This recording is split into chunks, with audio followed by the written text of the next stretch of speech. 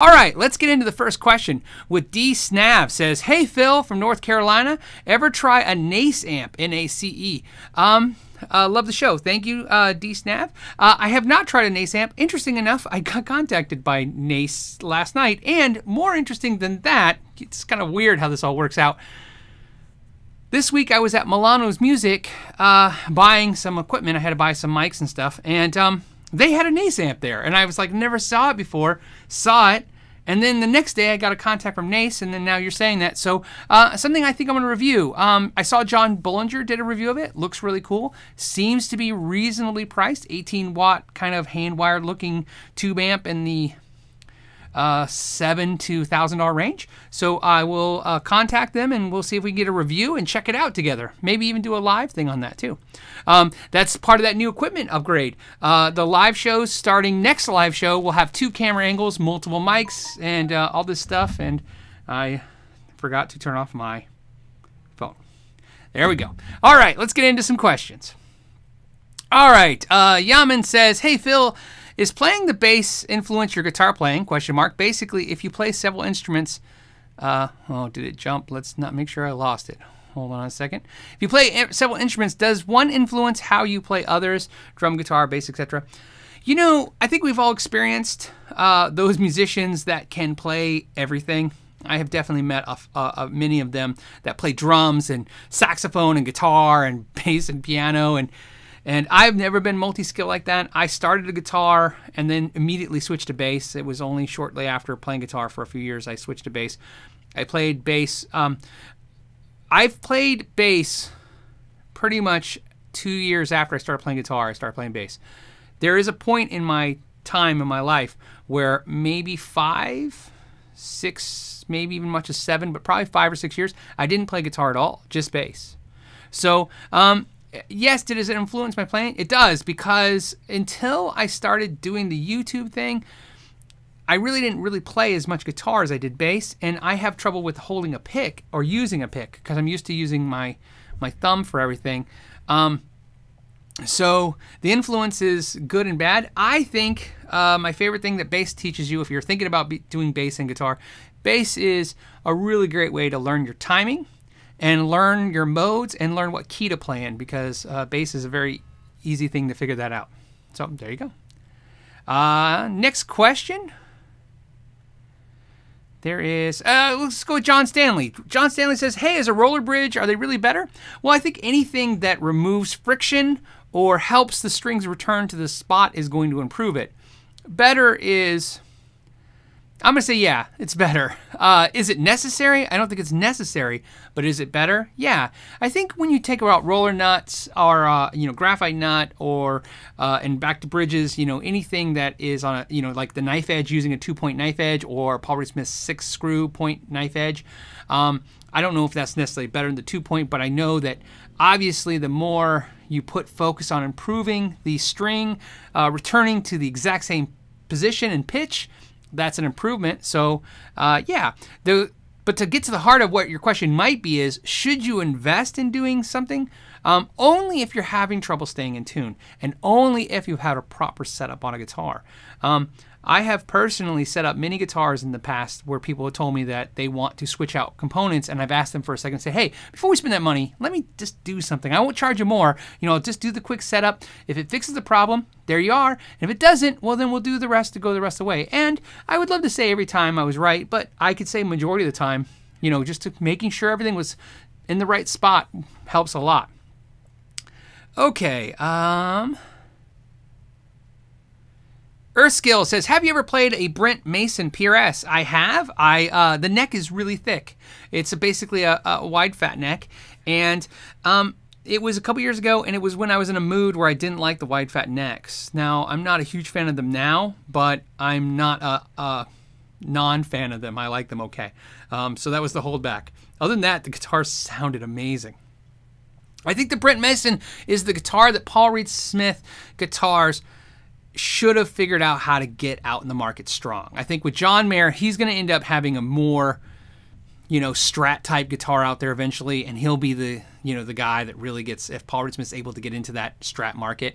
But really, it should have been done with Brent Mason, because that guy's not only an amazing player, a great guy. He was at the Summer NAMM show, and he was just super nice to me and my friend. He didn't know who we were, you know, and I just point that out because it wasn't like, you know, he's like, oh, I saw this guy reviews once. He didn't know who I was. He didn't care. He was just nice to everybody, and that's always that's a nice thing.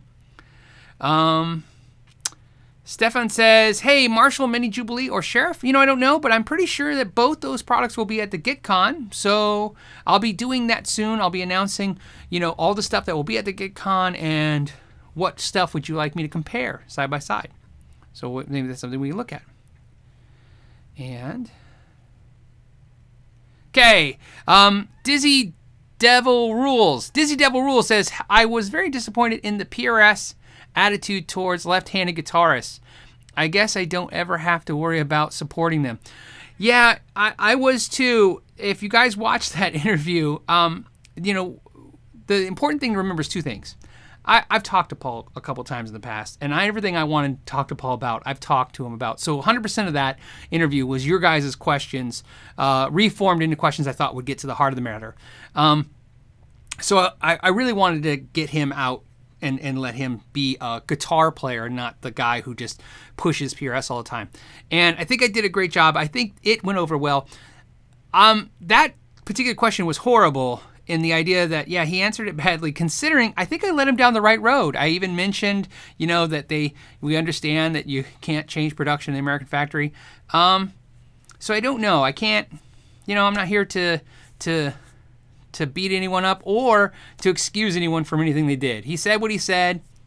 I thought it was a bad move. I kind of cringed. You couldn't see it when he was talking. If you would have saw my face, I was cringing at him the whole time. I was just scowling like, oh, such a bad idea. But on a positive note, you may not take it this way, but sometimes at least I appreciate him having an honest opinion about that, even if I don't like what his opinion is. One thing that seems to be clear is he thinks what he thinks, and you know, sometimes it's nice to know where someone comes from. Even if you don't like what they got to say, at least you know they believe what they're saying. So we could take it as that as the positive. But yeah, I agree with you on the other part.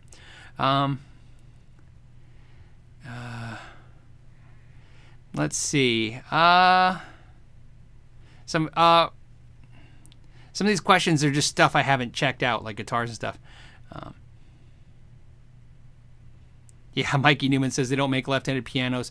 You know, I'll tell you a funny story. I had heard he had said that before. I had told somebody at the shop once that he had said that as a rumor, and then I just assumed it was a rumor, you know, but when he said it, that's why I was cringing. I'm like, wow, I can't believe he actually says that. I heard that's what he says. So, yeah. So, there you go. Let's see.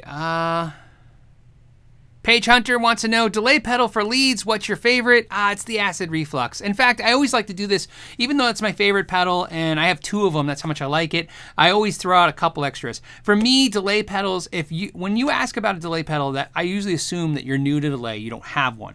And if you don't have one, keep it, you know, the KISS method, keep it simple, silly, right? So the Acid Reflux by Taurus Pedals, that's my go-to number one. I really like the Carbon Copy. I also use the Carbon Copy Bright. That's a very easy one too. And I also like the DD3 by Boss. It's just a no-brainer. You know, it's used by everyone.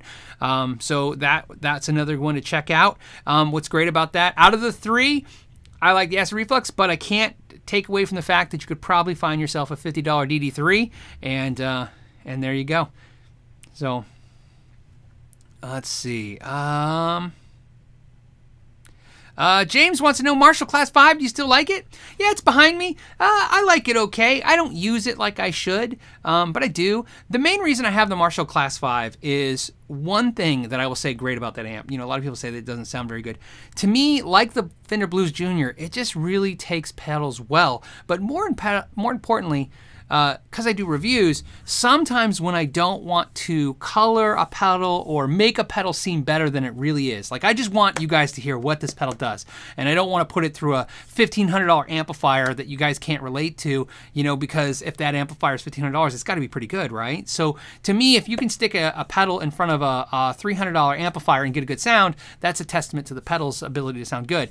the Class 5 to me does what the Blues Junior does. If the Fender Blues Junior was ahead, I'd probably buy that over the Class 5. And also too, I think the Class 5s are going to be collectible. You know, they're made in the UK. You know, it's a 5-watt made in UK head. Do I think it's going to be worth a lot? No. Do I think it'll always be worth $350? I think so. I don't think they're going to go down in price. So I have it, and you know, I don't plan to get rid of it. Shut Up Let's Talk says, hey Phil, are you a fan of Joe Satriani? Absolutely.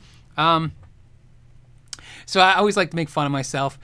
I really want the Hot Rod Orange Joe Satriani guitar, but I won't play it because I just don't want to look like a fat Satriani. I call it Faturani.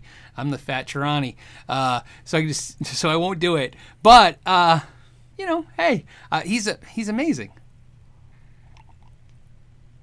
He's up there with me with like Gary Hoey and Neil Zaza in the idea that his instrumental stuff to me is as much melodic and interesting to listen to for everybody from an advanced guitar player to a layman's player as it is technical ability. So I really give him props because I think sometimes if you make instrumental albums, your goal is to just blow the doors off everybody and shock everybody. But I think those guys always have a really nice, pleasant, like, hey, let's just make a melody and see what happens.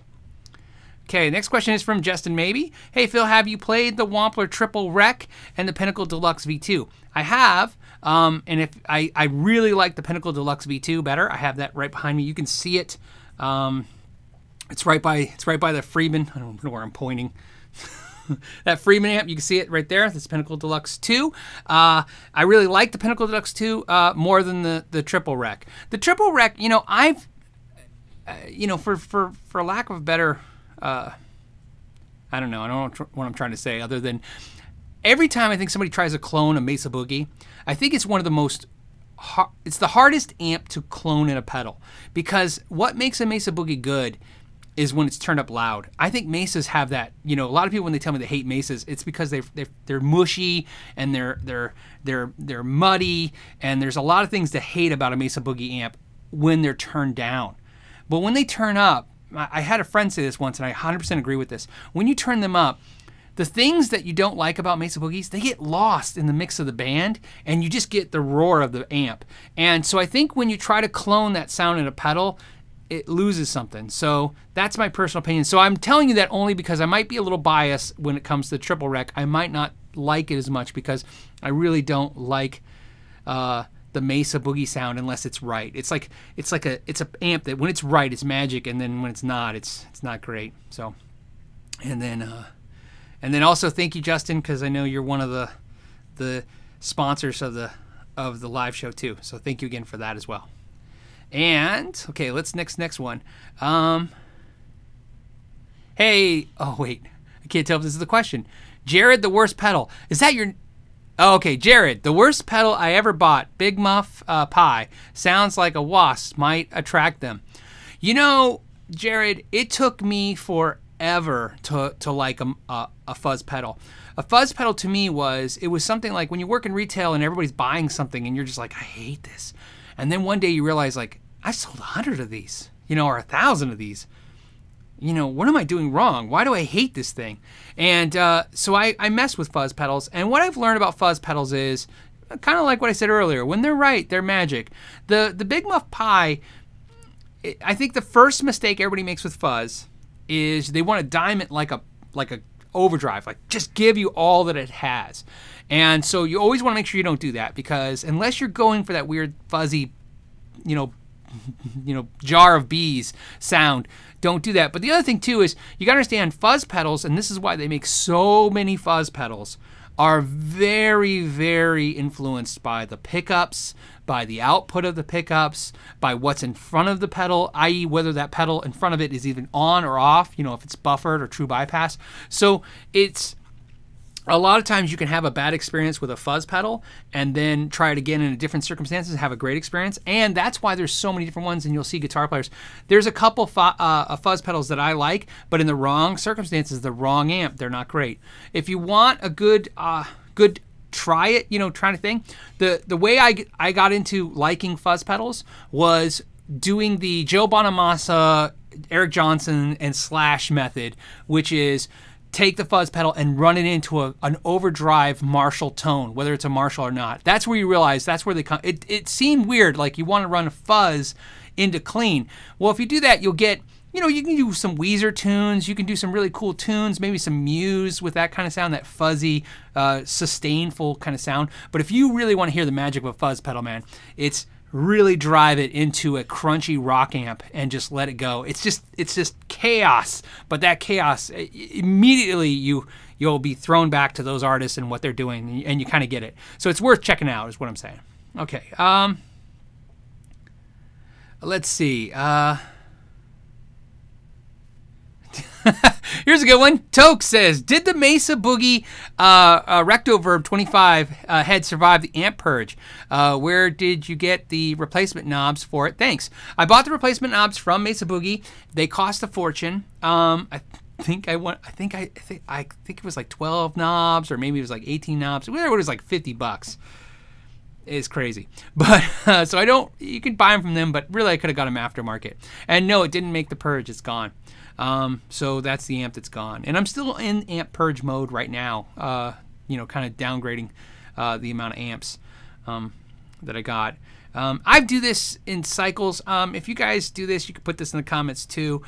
I will kind of buy a bunch of stuff over time, collect it up, and then as it gets a little too bloated, you know, I go, you know, this is just silly, and then you thin down a little bit, and you know, and that's part of it. So I think it's if I was you know, a single person, or if I was doing stuff I wouldn't care. But having a family, you get weirded out going, you know, maybe we should sell a couple of these things and go to Disneyland or something. So that's what I do. I purge out some stuff, and you know, you try to not to hoard all this stuff, but yeah. But also acknowledge that you do have somewhat of a sickness, but it's a positive sickness. I think collecting gear is one of the best hobbies out there. That's why I like it, and it's I like music, and I like gear, and you know, and I like the fact that when I hang out with my friends, I talk about this, and because I love talking about this, we don't get to talk about all the politics and junk that I don't care about. That seems to be really stressing out all of my other friends. So sometimes you got to get away from that stuff, because you know, keeps you up at night and you can't sleep. And I already got enough stuff to keep me up at night and can't sleep. I don't need to add to it. Jeremy says, why did they stop putting bridge height adjustment screws on acoustics? They didn't stop, just a lot of companies were doing that, and a lot of companies stopped. But working on those type of guitars over the years, what I can tell you, my experience was that a lot of them strip out and rust and corrode, and a lot of them didn't last. I thought it was a cool idea. Also, too, I'm sure it has to do with traditional tone. I think that's always the killer of innovation in our industry, is this argument that somehow when you innovate something, you've lost the magic or the mojo. And although there's some arguments, and I can agree with a lot of them, not everything, you know, is that simple. Sometimes you just improve things. A good example for me, not so much the bridge, I don't really care about that, but man, I hate it when they reissue Fender Strats with the old truss rods. You have to take the neck off. I just hate it. I can't argue enough why that somehow is going to make that guitar sound the old way it used to. To me, it's just make it the old way with the thickness of the wood and the construction. You know, but then, actually, you know what I find even worse, on a side note, I don't want to get a tangent.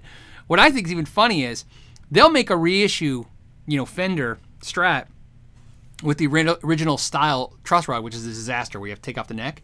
And they'll say it's for vintage purposes, but they don't make a Coruscant neck, which is how the original was done too. So I'm like, well, if you're going to make decisions about what not to reproduce of the vintage guitars, you know, well, then make the best guitar you possibly can. So there you go. This isn't a question, but it's a statement I thought was cool. Jimmy said, hey, the Danelectro French Toast is a good cheap fuzz with octave to boot. Yes, and the reason I'm pointing this out is the Danelectro Food series of pedals, if you know what I'm talking about, they're plastic. They look like old 50s you know, classic cars, you know, with the Fairlane and all that stuff. Those pedals are very underrated for what they are. They're very good. There's a lot of pro musicians out there using those pedals on pedal boards. So yeah, always check those out too. Okay. Next one. Iron Rob says, is Gibson finished with Henry? Well, no, because Henry pretty much owns Gibson. I can't imagine that. They might have a board of directors. They might have a way to kick him out. I just recently read that article because it came up in one of these live shows that how bad they were doing. It was a pretty bad article. If you guys haven't seen it, that was a bad one. I think if you're a company, there's no worse article. So about their financial conditions and their problems. But we'll see. We'll see how they do. There is the next one. We have Wild Weasel Slayer says, hey, Phil, please explain your guitar wall mounting hanging system. Especially interested in how you hang your Parkers. Okay, so two things. I use String Swing wall mounts. The brand is String Swing.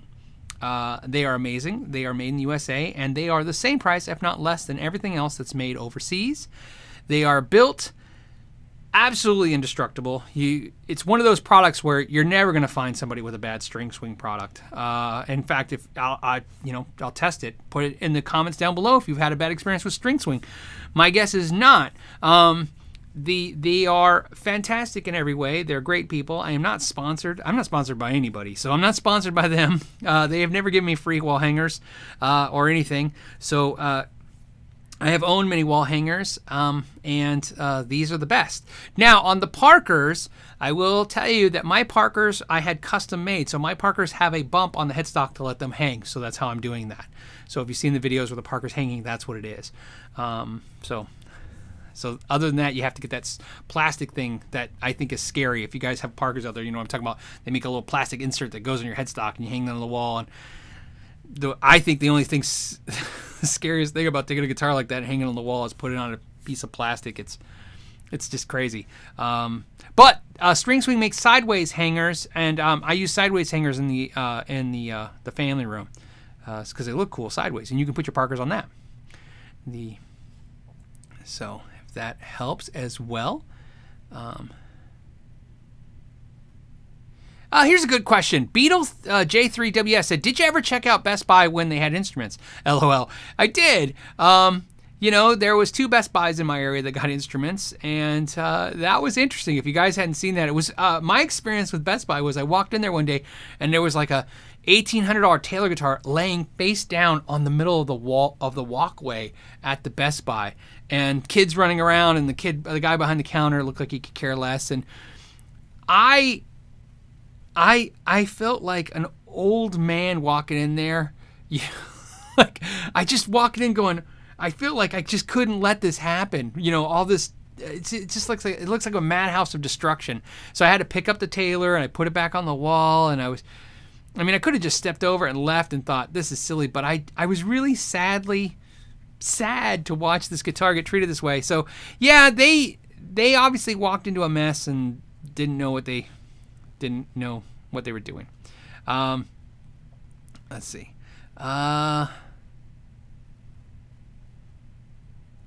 Okay. Next question. What are the Dunlop Wahs? Oh, why are Dunlop Wahs so much more than Morley's?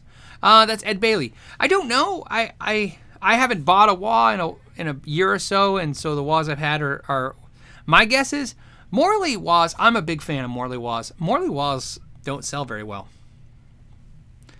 I mean, I don't even think Guitar Center carries any of them other than the Bad Horsey 2 now, and that's only at some Guitar Centers. So I think it's market, right? The market demands that, you know, Dunlop can get top price for their wahs. They're the wah leader.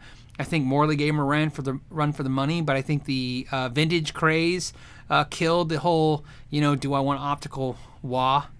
I think Morley also made a mistake. They should have rebranded 10 years ago at least to make their wahs look better than they look now.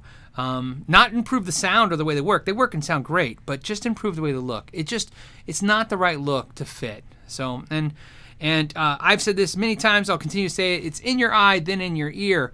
I don't care what anybody says. We're a visual society. You know, you look at things first, and you know, you got to get it. They have to win the opportunity to get it into our ears, and that happens once we see it and we like it, and then we give it an audio try. And I don't think they get that audio try a lot because visually they just don't look that great. So, let's see. David says, what about Vox Wah? I have a Vox Wah. I think Vox Wah is good. I think it's as good as the Dunlop stuff. I have one of each. And I did a video about the Wahs, and in there it talks about how they're the same Wah. So that's a good video if you're interested doing it. I did a lot of research on that one. Do your Morley Wahs have a delay after you step on them? That's been my problem with them. You know, I find that delay is only a problem in the style of way you play. And the way I play, I'm in and out of Wah so fast that I haven't had the issue.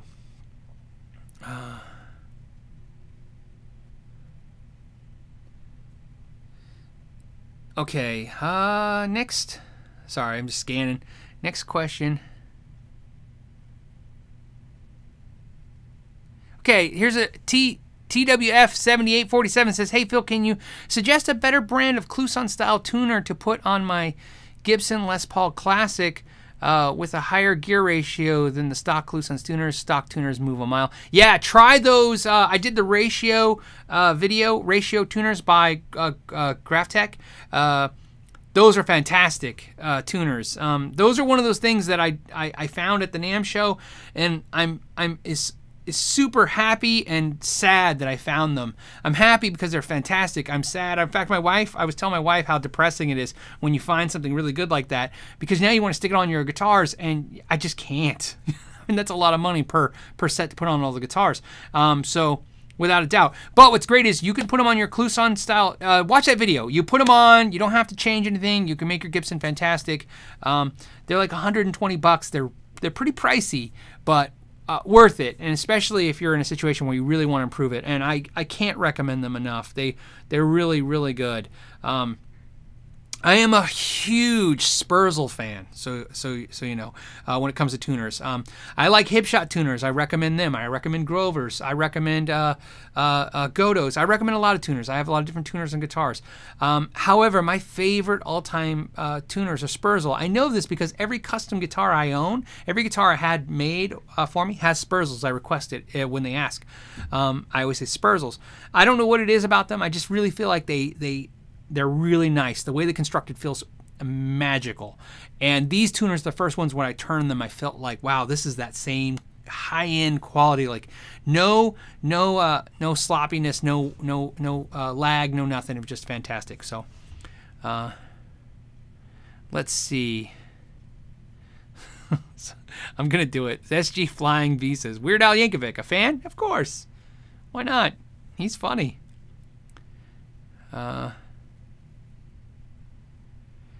James says, hey, can you recommend a replacement pickup for my 2004 PRS CE 24? Yeah, my favorite PRS pickups, I don't think they sell them, but it's the 8515s. So you look at those pickups. I personally don't think PRS made good pickups until 2008. I think all the pickups pre that have, I don't want to say they're bad. They're just not like what they are now. They really improved their pickups. And I really think it was out of the pure frustration of the fact that everyone was buying PRSs and sticking some of their pickups on them, and I think it bugged them. So they really delve into it. The good news though is if you have an older PRS, what's cool is if you have a 2004 PRS and you don't like the stock pickups in them, sell them online. You'll get good money for them, and just put the new ones in there. So there you go. The other thing too is great about those is the 8515s. You can sometimes find somebody who's got a new PRS that doesn't like them, and then buy them off them. So I want to set for my Strat right now. And then I don't even know how to say it. Egrigen? Sure, why not? Egrigen says, I don't like PRS. I don't think PRS makes good pickups at all. Yeah, they might not be your cup of tea. You know, the 5708s and the 5909s, you know, some people love them, some people hate them. It's to me, they're real mid-focused. So I think if you don't like that, yeah, you wouldn't like the pickups. So I understand that. And my ear changes from time to time. You know, sometimes I feel like a lot of the Seymour Duncans, even within the models, the mids are scooped out a little bit. And sometimes I love that. I like how everything sounds warm and full sounding, but then sometimes I don't get the snap of the note I want. So there you go. But I wouldn't say PRS pickups are like my favorite or they're the best pickups. I'm just saying, you know, if you have a PRS, something to think about. I'm only saying that too, so you know, the CE he's talking about, I have a CE with 8515s and I like it. So, oh, it jumped again. Let's go back a couple. I don't want to. All right, going back. Iron Chef, what car do you drive? I drive a Kia Soul, very basic. So nothing exciting. So maybe it's a funny story. I'll tell you. I bought a Kia Soul to give to my son. He was gonna turn 16 and drive. So I bought it 2 years before he turned 16. I bought this car, thinking, oh, this will work out great. I'll take it to work back and forth. And then when he turns 16, I'll give him the car. And he turned 16 and he didn't want the car. So I went and bought a truck because I was going to give him the car. And the short version of the story is he didn't like the car, and I don't care, so now he's got the truck and I got the car. That's the short version to tell you what happened. So I drive the car and he drives the truck. Because I don't care about cars. So I'm just not set that way. Let's see. Gregory says, hey, have you tried the Wilkinson tuners from Guitar Fetish? I have not. Also, have you ever tried the Guitar Fetish P90s? I have not. I don't think I've even installed those in a guitar.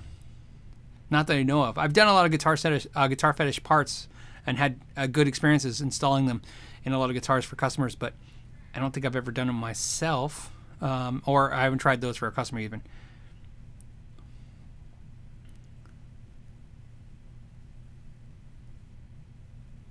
Okay, here's a question. It's Ron. Hey, Phil, my favorite guitar is my PRS Santana 10 top, 7.3 pounds. Why no love from the PRS guys? Talk is all 594. Oh, it's because the 594 is the flavor of the week. That's what it is. It's a cool guitar. So sometimes I worry, you know, when it comes to PRS. I think they've learned to really hype the new thing. Yeah, I think better than anyone else. They really, every time they come out, when they, you know, like Paul's guitar, the 408, you know, they always seem to have a new flavor that everybody has to have or try. And so I think they're really good at marketing that way. So that's probably why.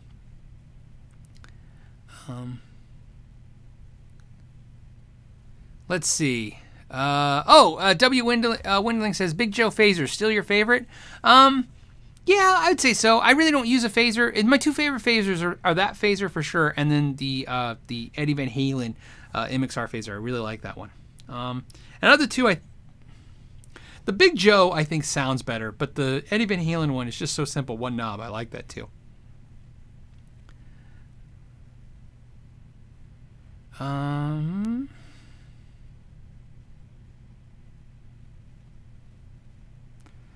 Oh, yeah, this is a question I can't answer, but I'll talk about it. Thomas is saying Hurricane Irma is coming right at me, South Florida. Any ideas on how to protect my gear?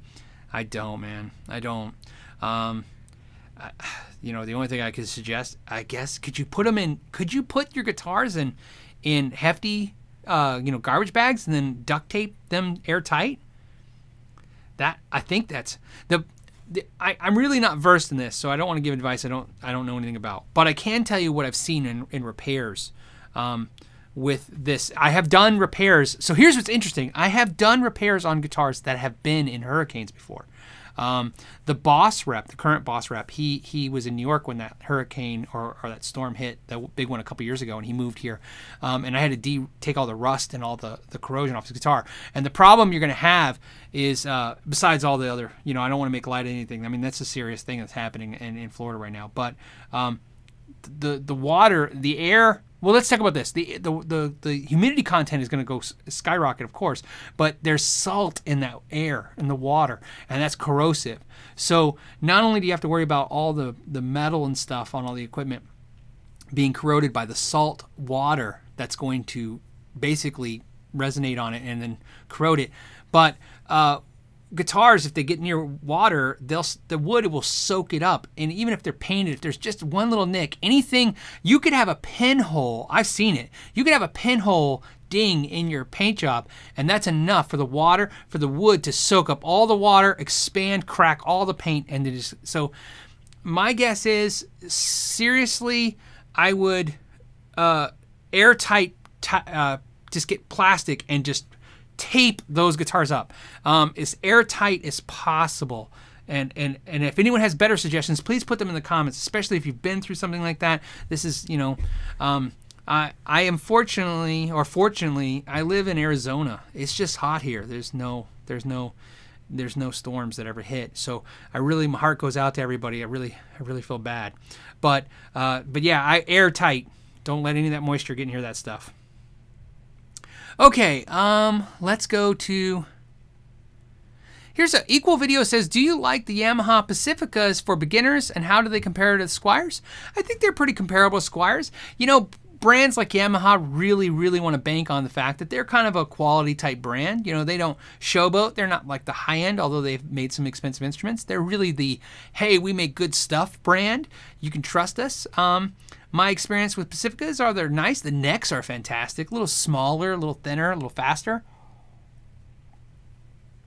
Resell is crap. You can buy Pacificas for 50 to 60 bucks. So when buying new, keep that in mind. They, you know, that's one thing Squier brings to the table. Their resale value will hold. In fact, one great thing about Squiers, when they're bought used and you're new to guitar, you can buy one used and pretty much sell it for what you paid for. So there you go. The other thing is, if you decide to buy a guitar and fix it up, you know, and add parts to it, Squiers will be compatible with a lot of parts and Pacificas won't. So buying some off-brand style guitars like Pacifica, the issue will be if you decide to upgrade other than pickups and maybe tuning keys, everything else like bridges and pick guards and all that stuff, you just won't be able to do it. And it's just not cost feasible. You know, if you want to change the pick guard out on a guitar, most local places are going to charge you way too much to do a pick guard. So not like they're overpriced, it's just not comparably, it makes sense when you're buying inexpensive instruments. So there you go. So factor that in. You know, if you're thinking about modding it, maybe stick to the Squier. If you're worried about resale, I would stick to the Squier. Otherwise, the Yamaha on its merits of quality, I think, is there. There's nothing to be concerned with.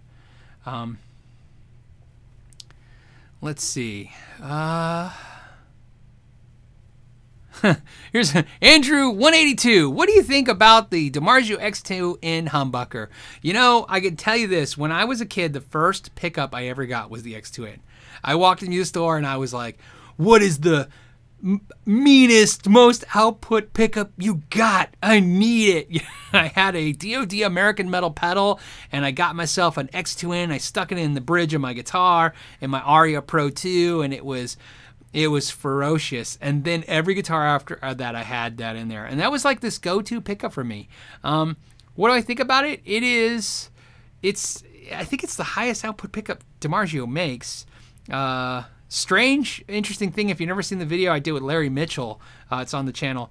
Larry Mitchell's guitar had an X3N, which was apparently a prototype they made, which is a hotter version of the X2N. If you could imagine such a thing, the thing's like an inferno furnace, just blowing ferocious flames of sound out. But what do I think about it? It's a high output pickup, and it will overdrive an amp like crazy. To me, it's really in the highs. It really has a cutting kind of effect to it. So it's not always my cup of tea. I think about sometimes putting one in one of my kind of shredder guitars to try it again.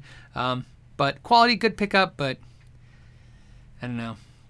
I'm not really into high output pickups. I think the JB is already too hot for me. Okay.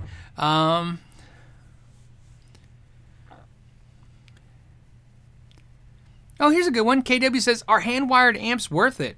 Bluesbreaker. No, I don't think so. My personal experience is, it's funny. I'm doing an A/B right now of the Runt 20. That's right, whatever, Runt 20 and the PT20, and the PT20 is hand wired, and they're comparable almost in price. That makes sense. I think the problem I have is when we talk about like the hand wired Marshall stuff, man. Like the 1974, I had the 1974 combo, and I had the 2061. I had both those amps from Marshall. Both those amps were in the $2,000 range, basically. That's a lot of money. Are hand-wired amps great? I've had good experiences with them. Are they worth it?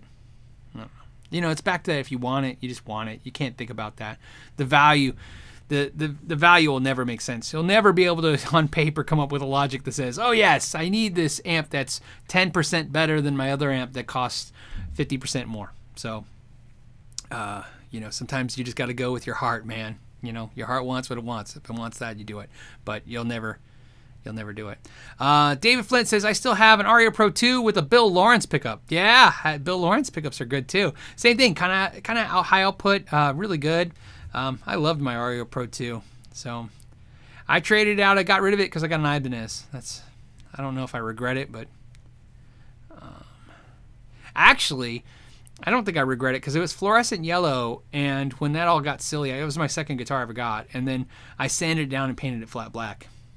So, and yeah, I didn't do a good job painting it. Kenny B says, good day, Phil. Have you had any experience with attenuators? I'm thinking of getting the new torpedo captors. Just wondering what to expect. Okay, so two things, Kenny. Get GitCon in 2 weeks. Apparently that torpedo thing is going to be there, so I'll be able to check it out. That's something to note. I'm really interested in it as I move around on my screen right now, because to me the thing at the NAMM show that was just amazing was, hold on, I forgot the name. It's called, so I keep you guys in suspense. Sorry guys, scrolling down right now. It was the Universal Audio Aux amp, and it looks fantastic. But my understanding is that 2Notes will have the ability with what you're talking about to do what that aux does. So I'll be able to put that in real perspective. I've been thinking about getting the torpedo.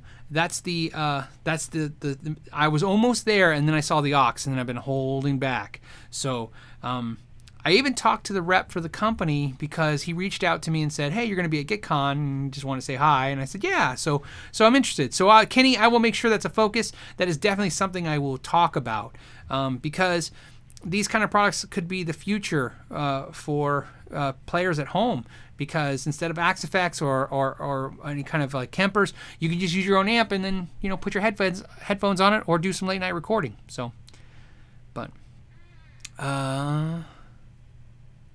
let's see. This question jumped, but I saw it. I just don't know if I'll be able to grab the person's name. Somebody was asking me what pickups are my C1 Elite. That the C1, it's a C. I have a C1 Hellraiser.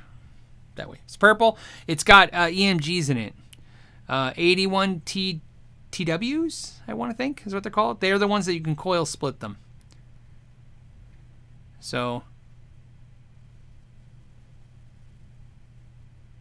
Here's a good question. William says, hey, Phil, I have a few tube amps, and sometimes the other tube amps sit unplayed. Is that bad for the head? I don't think so. Tube amps, essentially the biggest issue with them is the dirt, so you want to make sure you clean them. Like any electronics, dirt's not their friend. But also, the thing that's going to hurt them is time. Capacitors dry out, they need to be replaced. It takes many, many years, but that's something whether you play it or not, I don't think that affects it. So, no, when it comes to tube amps, playing tube amps wears tubes down, and not playing them, I don't think they decay too much. If anyone's got an opinion about that, I'm always interested in myself, but I've had no experiences or seen nothing that lets me to believe that there's an issue with letting them sit. Other than dirt. Dirt will damage electronics, so. Cat V Music says, hey Phil, any tips on helping intonate an old school 3-barrel Tele bridge? Yes, absolutely. Don't do it and go get yourself the Wilkinson, or, oh man, there's so many brands out there, but the Wilkinson's one I'm going to recommend, because usually if you Google the Wilkinson bridge saddles, then the other brands come up. They're all compensated to do that for you. They will take all the work out of it. They're very inexpensive. To me, Teles are real simple. You either like them the way they are, or you can notice the intonation is sour. And if your ear is detecting the intonation sour, don't try to fix what can't be fixed. The 3-saddle bridge when Tele can't be fixed. So you can change out the bridge, but I highly recommend just getting those compensated saddle pieces. They will be tremendous aggravation, and they cost less than a setup. So you know what? Definitely check those out. And like I said, I'm trying to think. There's a couple brands. I keep wanting to say B-Bender, but the B-Bender is a B-Bender's in a Tele, but that's not it. But there's a bunch of them, right? Maybe Joe Barden. I know he makes pickups, but does he make one too? I'm trying to do them off memory, but just start with Wilkinson compensated 3 brass saddles and go there. And of course, I highly recommend the Wilkinson ones, but also, so let's see. Oh, SG Flying V says, do you collect signature models? No, I'm not really big a fan of signature models, as always. I bought a lot, and over time, those are the ones I always get rid of. Currently, let's talk about what I have. I have 2 Steve I gems,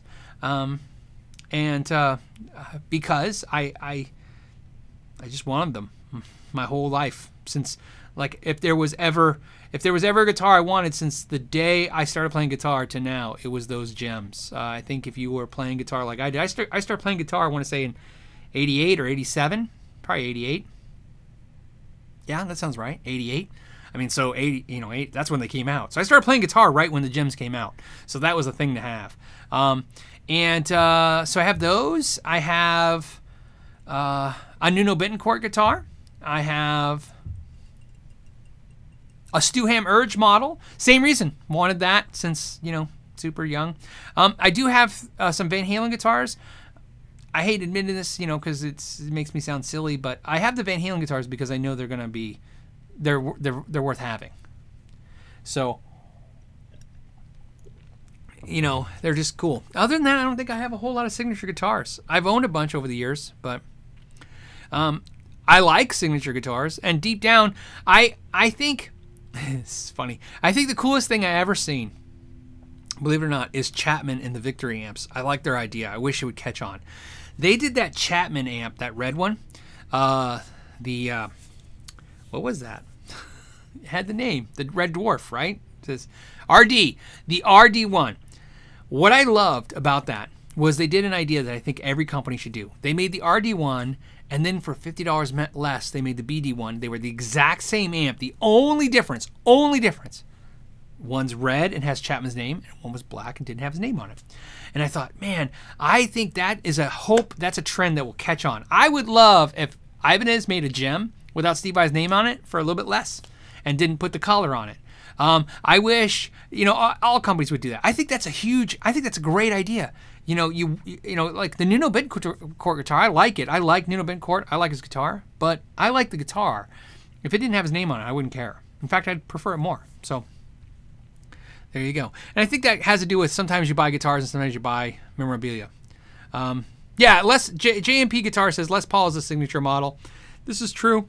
There's a technicality on that. I guess it's not technically a signature model, but I consider it a signature model. I agree with you. Michael Shea says, hey Phil, is the Marshall JVM 205H really worth spending the big money for over the DSL 15? Sorry if you answered before, not seeing answers, thank you. Oh yeah, yes. I mean, they're not in the same price range, right? The DSL 15 is $499 and JVM 205, I've been looking at them used, you're looking at $1,100, $1,200. I think if you can get one for $1,000 or anything south of $1,000, like $900, there's no comparison. The JVM 205 is a better amp. It will do whatever that DSL 15 is, plus reverb, plus. No, I think the JVM series is one of those, I think that's the big bonehead move of Marshall not to make a JVM 25 watt amp. When they made the Silver Jubilee, the JVM, that makes more sense because that's an amp. that gives you a kind of Marshall crunch, gives you a modern metal sound, right? Because, you know, dives in that EVH angle world, gives you that clean you need, has reverb. Yeah. The 205 is a great amp. I've almost considered buying the 205 many times. The true story, I was going to buy a 205 when I bought that, when I rebought my Supersonic 22 head. Main reason was that was $600 and the JVM 205 is going to cost me about 11, and I kept thinking about it, and I decided to go with the Supersonic 22. But I'm not saying I don't regret that decision. So highly recommend the 205, definitely over the DSL 15. DSL 15, no reverb, no effects loop. So, and, you know, so... yeah, JVM 205. Highly recommend that. Okay, let's go back. Okay.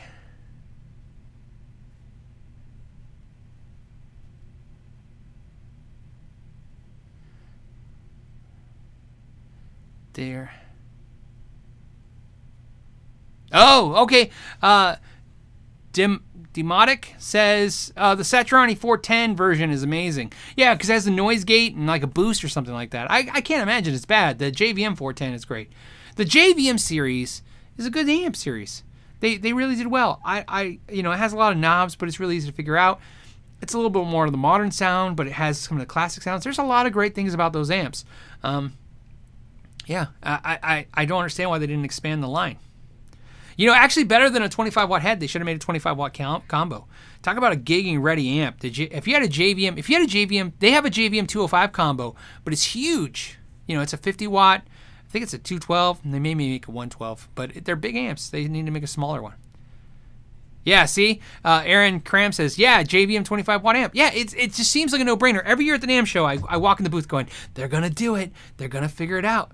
You know, they made the JVM 1 watt amp. That thing sounded fantastic, except for the clean channel had a volume knob and no EQing, and didn't have any of the features, and even it sounded fantastic. So, yeah, I think that's a great amp. I don't know why they don't pursue it. So, yeah, see, Mikey Newman, JVM is so versatile. I agree. I think the JVM is a very, very good amp. You know, I did the review of the dual clones, you can see it there, and I thought that was a fantastic amp. I really liked it. You saw the review. I gave it stellar performance. I didn't want to talk about it because I don't have a JVM to compare to it, but one of the thoughts I had was, man, for $1,500, the JVM I think is a better buy with reverb, branding, you know, than the dual clones. But you know, it's also not $1,500. They're more than that. Well, no, they're like $16, right, for the 205. But it's a very good amp. So both are good amps, but I definitely like the JVM more. Somebody put a comment. Somebody said, "Hey, yeah." See, Phil Smith said, "And the DSL doesn't have a loop." Yeah, like I said, it. David says, "Hey, does Marshall make too many amps?" Could be. I think the logic is to make a lot of SKUs, but you know, I don't know. I don't know if they make too many. They sure don't make the amps they need to. You know, I mean, you can't just make 50 and 100 watt heads and 412 cabinets in the day where all the small amps are kind of ruling the roost. You got to get into that market a little bit.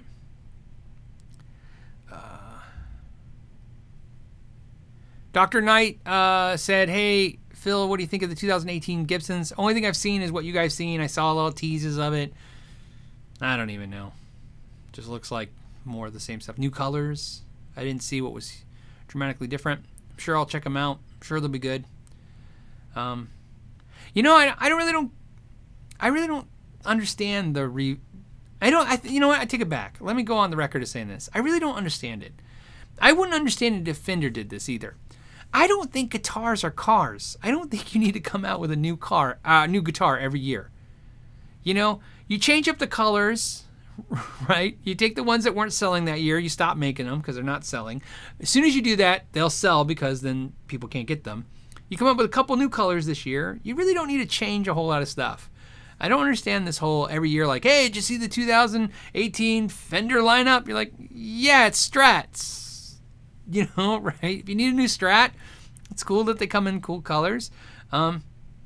So I think I get lost on this this thing when they try to revamp the line every year into a fresh new look and idea. It makes me feel like I'm always buying the wrong thing. Does that make sense? Like, I feel like, you know, actually, how about this? I'll tell you exactly how I feel. I bought a 2017 Les Paul Classic 2 months ago, and because it's like I bought wrong. I should have waited like a car. I should have bought the, you know, I should be buying the 2017 model car now when they're on discount for 2018 model years. Like, everybody found that guitar, the Classic, cheaper than I did. Because the new 2018s are out. So they had to clearance the 2017 model Gibson Les Pauls. So my Classic that was $2,000 is being dumped for 17, right? You're like, what? That doesn't even make any sense. I don't know. Maybe it makes sense to you guys. I could be totally wrong. Who knows? You know, what do I know? Put it in the comments down below. Tell me if I'm crazy or if, you know, you agree. Does it make sense? Do you see where I'm coming from? I bought a brand new Gibson that I was on the fence about buying. It was my first brand new Gibson. I've always bought used ones. And I have regret because I'm like, wow. I mean, that wasn't even a big deal. It was, what, 2 months ago? Maybe 3 months ago? Should have waited. I forgot. Oh, yeah, new line comes out. You can always get the old line for cheaper. So there you go. There's my rant. I'm done.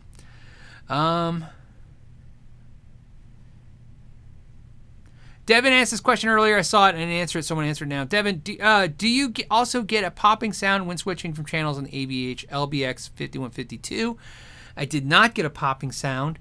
I don't have the LBX 5152. I purged it. I ended up keeping the, you can see it. Oh, no, can't. It's out of the frame. I kept the 1. Got rid of the 2. I didn't have that issue with mine at all. Like, it doesn't even, you know, it doesn't, like, nothing remotely close to that. So, could have a bad issue, could have a bad tube. Either way, doesn't sound right, so I'd have it checked out. First, always, when it comes to amps like that, could be a tube. So, especially a preamp tube, it's possible. So, but if you got it new, don't worry. They have it's a Fender warranty, so Fender will take care of it.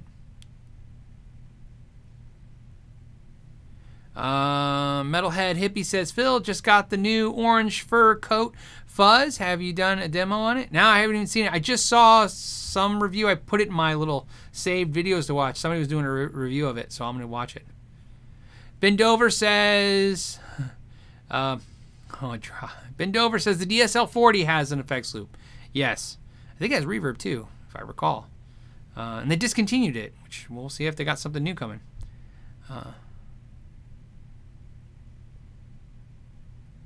Anthony says, hey, if you love it, never look back. Yeah, I get it. Yeah, I'm not upset about the guitar. I don't want to convey that I'm upset. It's more of a observation, right? If this is going to be the trend, shouldn't we all be waiting to this time of year every year to buy whatever clearance guitars are out? I mean, think of this. When they were clearancing those Gibsons, they were all in stock. It wasn't like there was limited models and you couldn't get what you want. There was everything in stock. Vidit's got a weird question. Hey, Phil, please answer. What's the difference between a guitar processor and different pedals? Well, guitar processors generally have some kind of amp simulation as well. Now, technically, you can buy preamp pedals, so arguably, I'm going to say the big difference is one is creating sound digitally and one is going to do it through analog, even though there's variances of those two things, because there are digital processors that have analog circuits as well. I don't want to get too crazy with this, and there are digital pedals out there.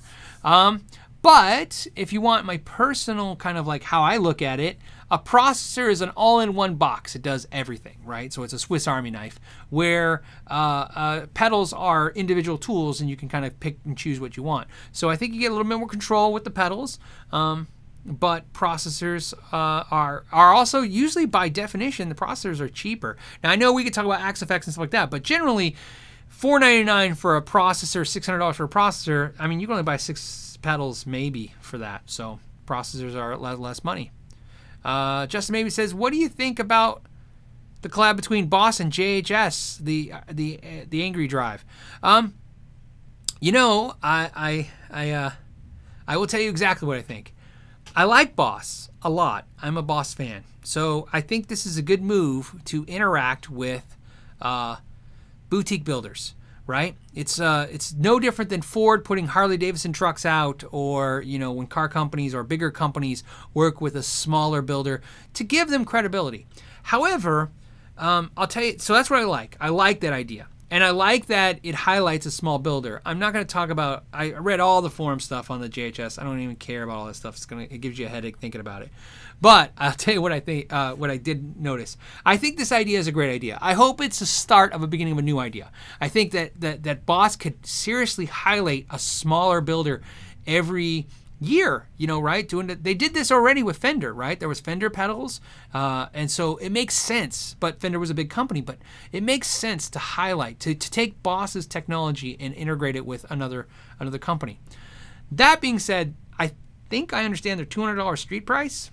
That I don't understand. So here's my point of reference, and this is what I was telling my buddy Joe yesterday.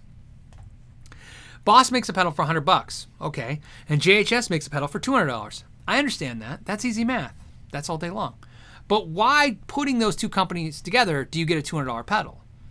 In other words, what makes that Boss pedal double itself in price? And please don't tell me that they changed the capacitors and they did all this stuff, because there's no mathematical equation that's going to come up with a substantial logic that says that it doubled the cost of that pedal. So the reason I'm saying that is not to complain about $200 pedal. It's not to complain about the price. It's an observation. Here's my observation. Wouldn't it make more sense that by taking, like Bogner and Line 6, by taking a boutique builder and integrating them with a mass-produced manufacturer, that somehow you're making the masses, all of us who don't spend $200 on pedals, have access to a $200 type pedal? Doesn't it make sense that the pedal would then be a cross between more expensive than Boss but less expensive than JHS, something that sits in the middle that says, hey, give this a try. If you're a Boss fan, try this boutique builder. If you're a fan of the idea of maybe boutique pedals but you don't have the money, try the Boss version. I don't see a whole lot of JHS customers going, wow, I'm so great, I can finally buy a JHS that's made by Boss. Maybe I'm wrong. Maybe it has a collectability to it. That's my observation. I just thought that was interesting. That's my negative on it. The positive, of course, is I love the idea. And I would love the idea more if it was a little bit of what I said. Can we find the meet in the middle? Take a boutique and a production, put it together, and come up with something new. Like I said, I like this idea. I wish more companies would do something like this, right? Maybe take a company like Fender and highlight a smaller builder like Grosch, right? And say, hey, we're going to do a Grosch edition Strat for $1,200. You can't buy a $4,000 Grosch, but we can make a version of it. So it's a really cool idea. In fact, I like the idea even better than an artist art model, because that's basically what they could do. They could do an artist model of a pedal, but this is a builder artist. So there you go. That's my thoughts on that. Hey, Johnny Bean. Johnny Bean says, I'd like to try the Angry Driver. We'll wait a while for a used one, though. Yeah, right? I'm sure it's going to be at the Guitar Center. I'm going to check one out. I'm curious, too, right? Like I said, I love the idea. That's like I said, my only, not so much negative, but observation is I wish they could have found a middle of the road. And I could be wrong. I hope I'm not wrong and spouting all this craziness off. And the price is really $150. I just thought I saw where it's like $250 retail, $200 street, if I'm not mistaken. Ryan says, hey, Phil, how you liking that Reclaimed Series PRS C24? I love it. It's probably going to, it's slowly becoming, it's right somewhere there, that right there. It's probably becoming my main guitar. I really like it a lot.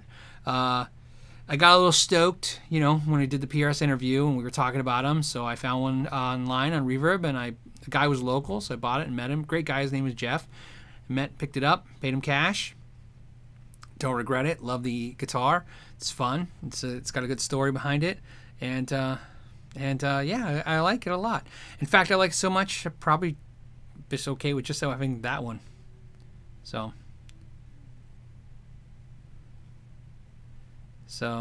all right, I think that's the end of it. That was all the questions. I appreciate you guys hanging out with us today, or with me today. And I want to again take a moment just to thank everyone who does the Patreon. Again, this is guys. I want to thank you for hanging out with me. Until next week, thank you for your time, and I guess I'll say know your gear. and goodbye.